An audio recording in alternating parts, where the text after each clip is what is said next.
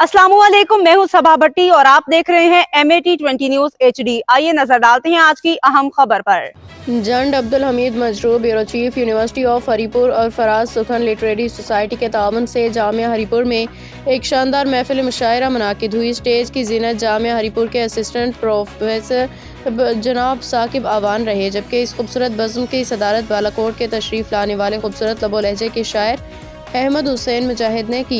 मेहमान एजाज जनाब यूनुस मजाज थे।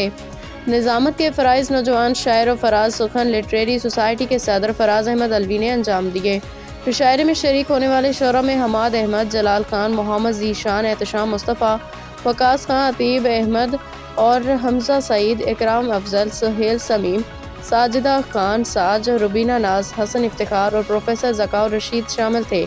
जामिया के नौजवान तलबा तालिबात ने भरपूर अंदाज में दाद और मुशायरा शानदार अंदाज पे इख्तिताम पजीर हुआ।